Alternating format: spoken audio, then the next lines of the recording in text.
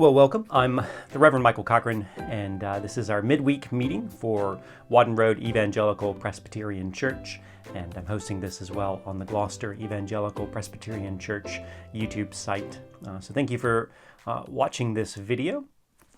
David's really given me carte blanche to pick a topic that I want to dive into, and so I decided to choose the law, and in particular we'll be looking at Deuteronomy chapter 5. And so as we begin just this very short study on the law, I just wanted to ask, first off, what is it? What do you think about when you hear the words law? Like what comes to mind when you hear the law? Obviously I can't hear what your answer is. And there's many things that probably do pop up into our head. I think a lot of times we view the law very negatively, and there's some good reason for that. Paul views the law very negatively, especially in Galatians, which I preached on for our Good Friday service. But the law in and of itself isn't bad, and really that's the point of this study, and looking at Deuteronomy chapter 5, is to really highlight the importance, biblically, of the law in the life of the believer. And so to do that, really just want to begin, before we read the text, which we'll read a portion of Deuteronomy 5, is just to think through the law, especially as the law is crystallized, if you will, in the Ten Commandments. Excuse me, in the Ten Commandments. Because it is interesting to note that the Ten Commandments are actually stated in their entirety twice. Exodus 20, which we're very familiar with, but then they're also restated in Deuteronomy 5, the passage that we'll be looking to this evening. Secondly, the context, especially of Deuteronomy and Deuteronomy chapter 5, is very important because Deuteronomy is the last book of the 5 books of Moses, the Pentateuch. These are actually Moses' last words to the people of God before they go into the Promised Land, which he will not be joining them. He will die at the end of Deuteronomy. So these are his last words. So what are the words that Moses wants to leave with the people of God? And actually, predominantly, the bulk of the book is actually an explanation of the Ten Commandments. Chapter 5, it states them, and then 6 through about 26 are explanations of each one of the Ten Commandments. The bulk of the book, the last words that Moses wants to leave with the people, are the Ten Commandments. Well, in another sense, it's also the first words. As this covenant community is about to take hold of the Promised Land, the words that they're given come from the Ten Commandments. So the words that they're on their ears as they go to take the land of promise are the Ten Commandments. And indeed, the words are the very words of God himself. God is speaking through his prophet, Moses, to deliver the words that he needs to get to his people and indeed into his people's hearts. So with that, we'll turn to Deuteronomy chapter 5. I won't read all of it, but we'll read to verse 22, and then we'll skip on over to the very end, verses 32 and 33. So hear the words of Holy Scripture. I'm reading from the New International Version. So starting in verse 1 of chapter 5. Moses summoned all Israel and said, "Hear, Israel, the decrees and the laws I declare in your hearing today. Learn them and be sure to follow them. The Lord our God made a covenant with us at Horeb. It was not with our ancestors that the Lord made this covenant, but with us, with all of us who are alive here today. The Lord spoke to you face to face out of the fire on the mountain. At that time I stood between the Lord and you to declare to you the word of the Lord, because you were afraid of the fire and did not go up the mountain. And he said, I am the Lord your God, who brought you out of Egypt, out of the land of slavery. You shall have no other gods before me. You shall not make for yourself an image in the form of anything in heaven above, or on the earth beneath, or in the waters below. You shall not bow down to them or worship them. For I, the Lord your God, am a jealous God, punishing the children for the sins of the parents to the 3rd and 4th generation of those who hate me, but showing love to 1,000 generations of those who love me and keep my commandments. You shall not misuse the name of the Lord your God, for the Lord will not hold anyone guiltless who misuses his name. Observe the Sabbath day by keeping it holy. as the Lord your God has commanded you. 6 days you shall labor and do all the work, but the seventh day is a Sabbath to the Lord your God. On it you shall not do any work, neither you nor your son or daughter, nor your male or female servant, nor your ox, your donkey, or any of your animals, nor any foreigner residing in your towns, so that your male and female servants may rest as you do. Remember that you were slaves in Egypt, and that the Lord your God brought you out of there with a mighty hand and an outstretched arm. Therefore the Lord your God has commanded you to observe the Sabbath day. Honor your father and your mother, as the Lord your God has commanded you, so that you may live long, and that may go well with you in the land the Lord your God is giving you.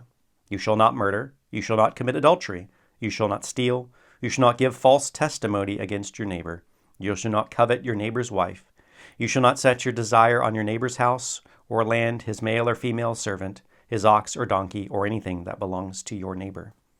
These are the commandments the Lord proclaimed in a loud voice to your whole assembly there on the mountain, from out of the fire, the cloud, and deep darkness, and he added nothing more.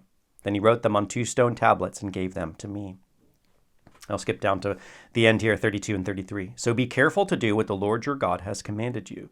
Do not turn aside to the right or to the left. Walk in obedience to all that the Lord your God has commanded you, so that you may live and prosper and prolong your days in the land that you will possess. So this study this evening, we're not going to be looking at each and every commandment. We're going to really be taking them as a whole, as the law of God. It is a good thing, which will be one of my arguments, to take the Ten Commandments seriously, to use them as ways in which we should pursue holiness. But in this text that we have before us, we can see the dramatic introduction, verses 1 through 5, and the dramatic conclusion, verse 22, and this outcome, if you will, verses 32 and 33. And in the middle of them is a restatement of the Ten Commandments, verses 6 through 21. But do note the way in which these are given. They're given directly by God out of the fire at this momentous event when Israel is gathered around the fire. The Lord speaks out of the fire and the thunder. And then after he's done speaking, he records those words on the stone tablets. Those are given to Moses. And then the rest of the story, they're kept in the Ark of the Covenant for Israel as a sign, as a testimony, as these covenant documents and these covenant rules. And it's reiterated here that they heard this loud voice, that the whole assembly gathered around. There was cloud and fire and deep darkness. And out of this came the voice of the Lord, and then finally that recorded on these stone tablets. And again, you'll remember that this is after they have been taken from Egypt, after they have been redeemed. Now the Lord gathers them together, speaks to them, and instructs them on how they should now live. And we see that in 32 and 33. Be careful to do all these commands so that it may go well with you, that you will prosper in this land, that you will live holy lives as your holy God has commanded you. And so, as I said, we're not going to really look at each and every commandment here, but more the theme of the law throughout the scriptures. To do that, I really want to look at the past, the present, and the future. But right now, I want to start with the present, briefly touch on the past, and then we'll make our way to the future in terms of how the law is seen throughout the scriptures. But in the present here, I want to look at three things that we can see that the Ten Commandments show us. They show us the heart of God. Because you see that the Ten Commandments, they're at the heart of God's revelation. They're at the heart of worship, and that they're at the heart of God himself. But they're at the heart of God's revelation. It is incredibly interesting to me to note the way in which the Ten Commandments are given differently than other revelation is given. Other revelation is mediated. Peter says, holy men of old were carried along by the Spirit, and they gave this revelation to us. You can think of many of the things that Moses says. The Spirit speaks through him, and he speaks to the people. But there's a difference with the Ten Commandments. They are given directly to Israel, and then they have them recorded on the Ten Commandments. These are a direct revelation from God. And that alone should speak to the prominence and the importance of the law of the Ten Commandments, that the Lord himself gave them directly to the people. The second thing we can see, that we know, is that they were then put onto those stone tablets. They were meant to be permanent.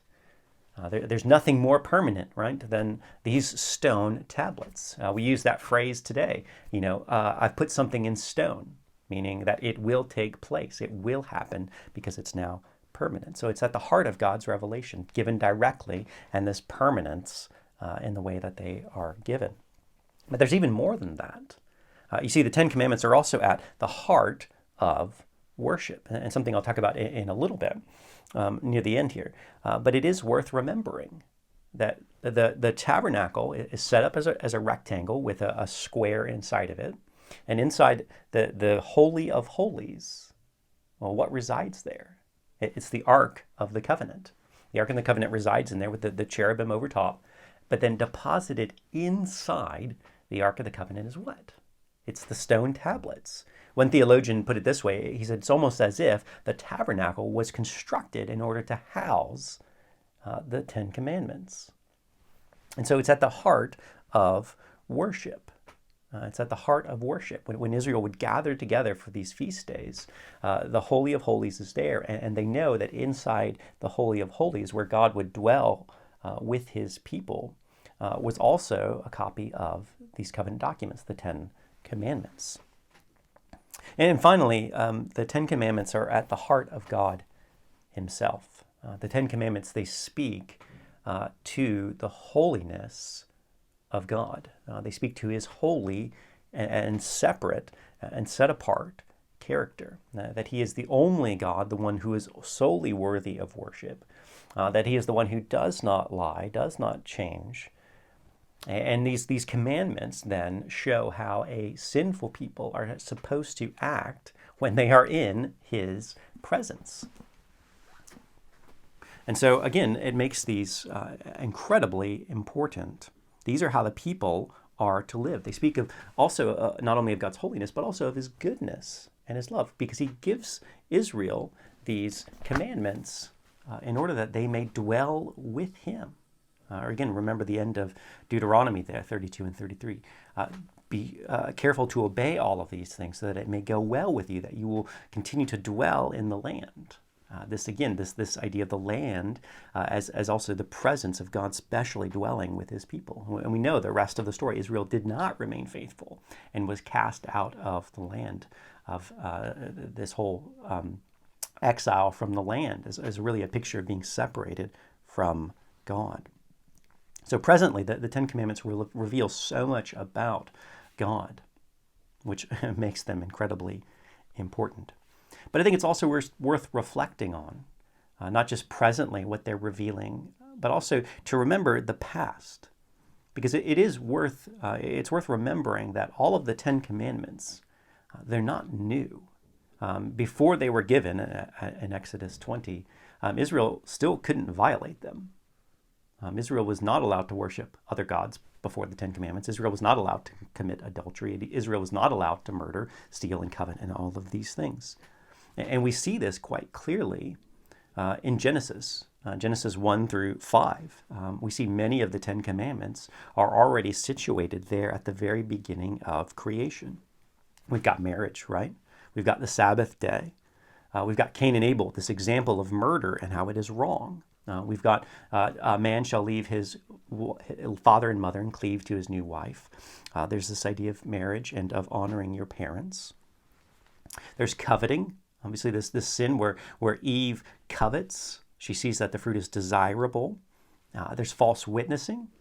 Satan is a false witness. He testifies wrongly about the character of God to Eve.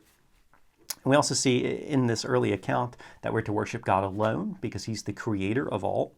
And we're to worship God as he says, as he tells us to worship him. And so we see many of these commandments are already given, if you will, to Israel. Israel is to obey these things before they are given. And then we think about what we'll talk about in a moment here, the future. Like after Christ comes to fulfill the law, after he has taken our curse, as he has lived a righteous life, we still actually have to obey these commandments. We're not allowed to continue in this sin now after Christ has come. And so sin, again, we see that the Ten Commandments, they stress to and they show us the heart of God. They show us how to act, how to be holy. And they do, certainly, as Paul will say, they do show us our inability to live up to that standard now that sin and rebellion have entered through our first parents. And so they show us the pathway to God. They show us the need for a mediator. They show us a need for atonement. They also show us how to live now in relationship to God. Well, that brings me to the future here, as we look to the way the law is seen throughout the rest of the Scriptures. And so, of course, we want to get to Christ and to see how Christ treats the commandments. But I want to make a brief stop, if you will, in the book of Psalms. This book that is at the heart of the Bible, that is a book of worship, these songs that are given to Israel, inspired by the Holy Spirit so that we may worship. And as David and Larry have been going through the Psalms, I thought it would be great to stop here for just a moment to look at the way in which the law and the Psalms, the way the law is, in a sense, at the heart of the Psalms. Because look, the Psalms are divided into 5 books, deliberately, I believe, trying to mirror and bring us back to the 5 books of Moses. And those books are all about the redemption of Israel and about the giving of the law and how the people are to act. But it's even more apparent the way in which the law is found in the Psalms, because Psalm 1 is about the law and how to live a blessed life. But then we go to Psalm 119, which is again about the law and about creation.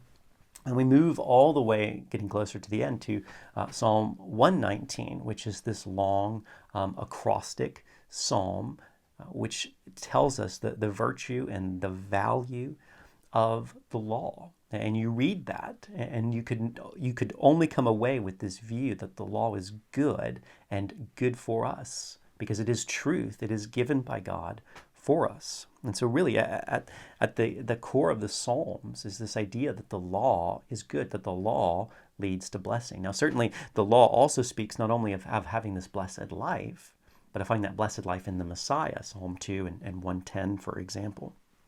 But we find that the Ten Commandments are also reiterated through the book of Psalms as well. And so it is, again, it's interesting to note that Israel's worship was centered on the tabernacle and the temple, and in the heart of that was the Ten Commandments, that in the book of worship, the Psalms, we see the law there reiterated at key points throughout. The law is indeed good there. So then what happens? We get to the New Testament, and we could probably think of one of the most famous passages related to the law is going to be the Sermon on the Mount. Jesus tells us he has come not to abolish the law, but to fulfill it. And what he'll do in the Sermon on the Mount is actually make the law harder.